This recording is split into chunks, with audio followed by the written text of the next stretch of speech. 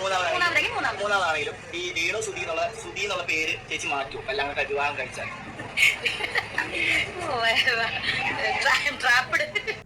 Hi hello നമസ്കാരം, എല്ലാവർക്കും താരൂസ് വേലിലേക്ക് സ്വാഗതം. ഇന്നത്തെ വിഷയം രേണുസുതിയാണ്. പക്ഷേ രേണുസുതിയെ ഒരു കുറ്റപ്പെടുത്തലോ അങ്ങനെയൊന്നും അല്ല കേട്ടോ. ഒരു വിഷയത്തിൽ രേണുവിനെ സപ്പോർട്ട് ചെയ്തുകൊണ്ടാണ് വീഡിയോ. എന്താണെന്ന് വെച്ചാൽ കഴിഞ്ഞ ദിവസം SP ബ്ലോഗ് എന്ന് പറഞ്ഞ ഒരു ചാനലിൽ ഒരു വീഡിയോ വന്നിട്ടുണ്ടായിരുന്നു.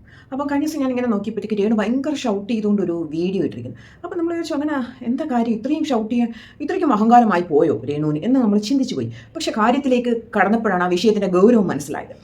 തീർത്തും ഒരു ബോഡി ഷേമിങ് തന്നെയാണ്. അപ്പം ഈ SP ബ്ലോഗ് ആ പുള്ളിക്കാരി രേണുവിൻ്റെ ഒരു ഉദ്ഘാടനത്തിന് പോയിരുന്നു. അതായത് ചേർത്തലയിലായിരുന്നു ഉദ്ഘാടനം. അപ്പോൾ അവിടെ ഒരു മാസ്കും വെച്ചൊക്കെ പോയി. മാസ്കും വെച്ച് പോയെന്ന് വെച്ചാൽ പുള്ളിക്കാരി കുറേ കുറ്റപ്പെടുത്തുന്ന വീഡിയോസ് ചെയ്തിട്ടുണ്ടായിരുന്നു രേണു. അപ്പോൾ പുള്ളിക്കാരി ഇങ്ങനെ മാസ്കും വെച്ച് പോയിട്ട് അവിടുന്ന് വീഡിയോ ഒക്കെ ഷൂട്ട് ചെയ്തു. അപ്പോൾ വീഡിയോ ഷൂട്ട് ചെയ്ത് വീട്ടിൽ കൊണ്ടുവന്നിട്ട് വീട്ടിൽ ഇരുന്നിട്ട് നമ്മുടെ അതായത് ഈ റിയാക്ഷൻ വീഡിയോസ് ചെയ്യുന്ന ബ്ലോഗേഴ്സിനെ പോലും അവർ കണക്കിലുണ്ടാക്കുന്ന രീതിയിലുള്ള കുറച്ച് സ്റ്റേറ്റ്മെൻറ്റ് പറഞ്ഞു.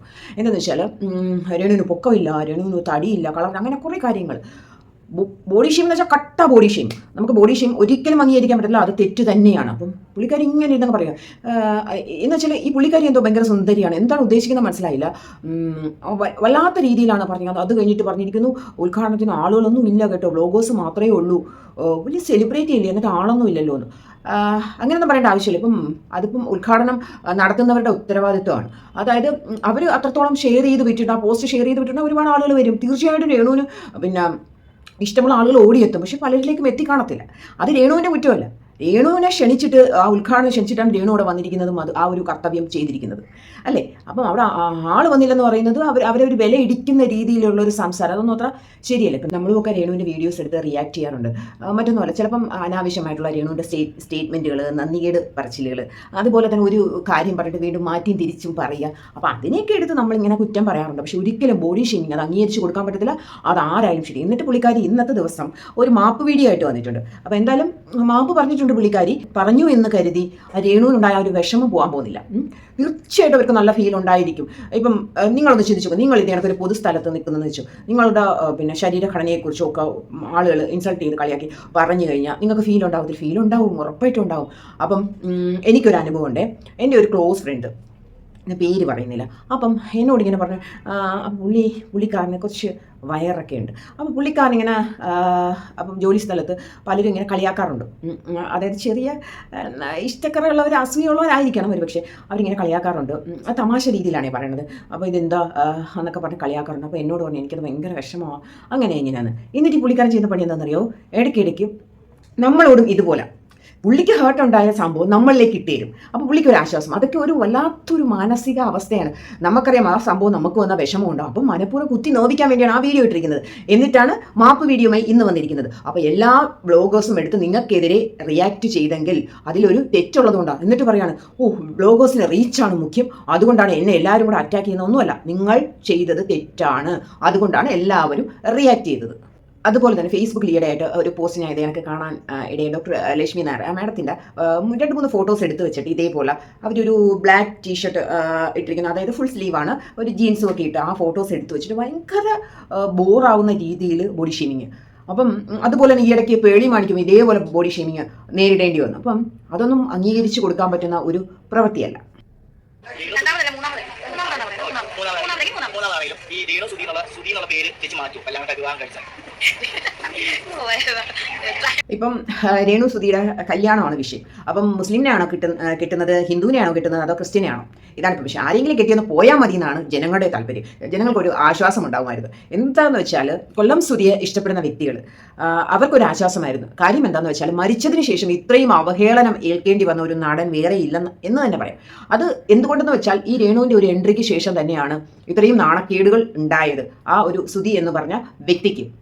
ഇവരുടെ മണ്ടത്തരങ്ങളും പൊട്ടത്തരങ്ങളും ഇവരും പറയുന്ന കാര്യങ്ങൾ മാറ്റിയും തിരിച്ചും പറഞ്ഞു ശരിക്കും സോഷ്യൽ മീഡിയയിൽ ഒരു കോമാളി താരമായി തന്നെ സുധി മാറി. അപ്പോൾ ഇവരുടെ കല്യാണത്തോടെ ആ ഒരു പേര് മാറിക്കിട്ടുമല്ലോ എന്നതാണ് ജനങ്ങളുടെ ആശ്വാസം.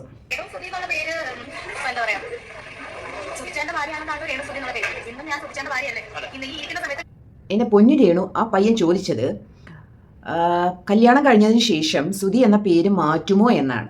അപ്പം രേണു പിന്നെയും എന്താ പറയുക ശങ്കരൻ തെങ്ങി തന്നെ എന്ന് പറഞ്ഞ പോലെ വീണ്ടും ഇതിപ്പം നമുക്കിപ്പം ഒരു സ്ഥലത്ത് പോകണമെങ്കിൽ പല വഴി കൂടെ പോവാം, നേരായ മാർഗത്തിൽ പോവാം, ചുറ്റിത്തിരിഞ്ഞ് പോകാം. അപ്പോൾ ഇവിടെ രേണു കാണിക്കുന്നതെന്ന് വെച്ചാൽ ചുറ്റിത്തിരിഞ്ഞേ പോകത്തുള്ളൂ. അതായത് മൂക്കി തൊടണമെങ്കിൽ ഇങ്ങനെ തൊടാം, ചുറ്റി വളഞ്ഞ് ഇങ്ങനെയും തൊടാം. രേണുവിനെ സംബന്ധിച്ച് ചുറ്റി വളഞ്ഞ് രേണു മൂക്കി തൊടുത്തുള്ളൂ. അതാണ് അവസ്ഥ. അപ്പം കഴിഞ്ഞ ദിവസം ഇതേ കണക്ക് കല്യാണത്തെ പറ്റി ചോദിച്ചപ്പം രേണു പറഞ്ഞു 90% ഒരു മുസ്ലിം യുവാവ് ആവാനാണ് സാധ്യത എന്ന്. അതിനുശേഷം പിറ്റേന്ന് ചോദിച്ചിരിക്കുമ്പോഴത്തേക്ക് പാടിയും മാറ്റിയിട്ട് അത് സംഭവിക്കാതിരിക്കാം എന്നുള്ളൊരു മട്ടാണ് രേണുവിൻ്റേത്. അതായത് കാലാവസ്ഥ അതായത് റിപ്പോർട്ട് പറയുന്നവരിങ്ങനെ പറയാം മഴ പെയ്യാതിരിക്കാനും ചാൻസ് ഉണ്ട് എന്ന് പറഞ്ഞ ഒരു രീതിയാണ്. ഓരോ ദിവസം രേണു വ്ളോഗർമാർക്ക് ഇങ്ങനെ ഓരോ കാര്യങ്ങൾ പൊടിപൊടിയായിട്ട് ഇട്ട് കൊടുക്കുന്ന ഒരു സ്വഭാവമുണ്ട്. അത് രേണുവിൻ്റെ അത് ശീലമാണ്. ഇതൊക്കെയാണ് വ്ളോഗർമാർ എടുത്ത് പറഞ്ഞ് വീഡിയോസുകൾ ചെയ്യുന്നത്. അല്ലാതെ വ്ളോഗർമാരുടെ കുറ്റമല്ല. ഇവർ ഓരോ ദിവസവും ഇങ്ങനെ ക്രിയേറ്റ് ചെയ്തുകൊണ്ടേയിരിക്കുക വിഷയങ്ങൾ. അവർക്ക് സോഷ്യൽ മീഡിയയിൽ ഇങ്ങനെ നിൽക്കണം. അതിനുവേണ്ടി അവർ എന്തെങ്കിലുമൊക്കെ സംഭവങ്ങൾ ഇങ്ങനെ ഉണ്ടാക്കിക്കൊണ്ടിരിക്കും. വ്ളോഗർമാർ ഇവരെ പിന്തുടർന്നുകൊണ്ടേയിരിക്കും. ഇത് രണ്ടുപേരുടെയും കുറ്റമല്ല.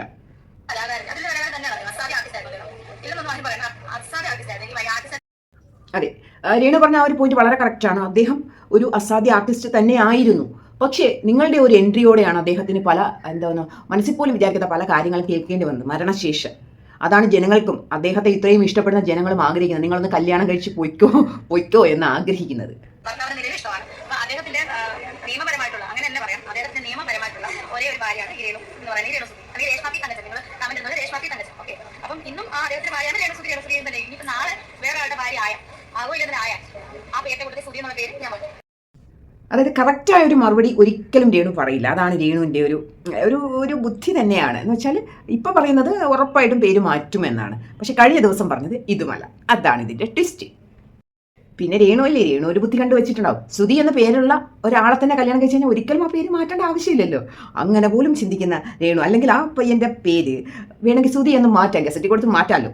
അപ്പം ഏത് രീതിയും രേണു പരീക്ഷിക്കുമെന്നുള്ളതാണ്. അപ്പം വേറൊന്നുമില്ല. ഓക്കെ, ഇത്രയും നേരം ക്ഷമയോടെ കാത്തിരുന്നതിൽ ഒരുപാട് സന്തോഷം. Thank you so much.